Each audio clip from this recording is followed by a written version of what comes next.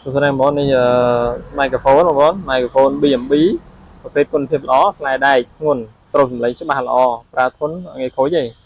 បកគោរបស់វានេះក៏ក្រាស់ធំល្អដែរបកគោតំណវាណាក្នុងតាក់វាក៏មាំដែរបងប្អូនណាប្រភេទនេះលក់ដាច់ខ្លាំងហើយអតិថិជន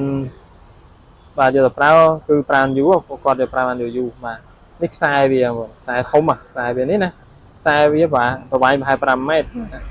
នៅដូចសងខាងរបស់វានេះក៏ជាប់ធន់ល្អដែរខាងចុងមានលក្ខណៈមួយស្រោបជ័របត់បែនជួយការពារកុំឲ្យក្រិចអញ្ចឹងវាប្រើបានយូរពួកវានេះណាបាទអញ្ចឹងបងប្អូនណាធ្លាប់តែប្រើបាទម៉ៃក្រូហ្វូនខ្សែឆាប់ខូចមកសាកមកប្រើ B&B វិញដឹងអត់បងប្អូននេះទិញហាត់អត់ខំម្ដងទេបាទអត់ស្ដាយលុយទេពួកប្រភេទនេះគឺប្រើល្អហើយយើងមាននេះគេមានថែមកាបូបនេះយើងដាក់ម៉ៃក្រូហ្វូនចូលនឹងបានទៀតបាទនេះឥឡូវនេះចូលស្តុកថ្មីបងប្អូនណាយ៉ាងបងប្អូនត្រូវការជំរាបលេខទូរស័ព្ទ015 93 9671ឬលេខ096 68 17 208បាទអញ្ចឹងពី Good Sound ទៅសូមអរគុណដល់អតិថិជនដែលតែងតែគាំទ្រនៅ Good Sound កន្លងមក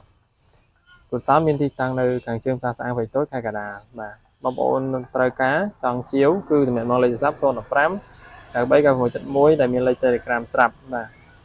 អរគុណជម្រាបលាអរគុណកុំភ្លេចជួយ like subscribe អរគុណបងប្អូនណាដើម្បីបានដល់បងប្អូនដែលគាត់កំពុងស្វែងរក microphone ដែលមានគុណភាពល្អជាប់ធន់ប្រើបានយូរអត់ងាយខូចបាទពិសេសនោះគឺដងដែកបាទផ្លែដែកជួរដែកបាទខ្សែធំល្អទៀតអរគុណជម្រាបលាបងប្អូន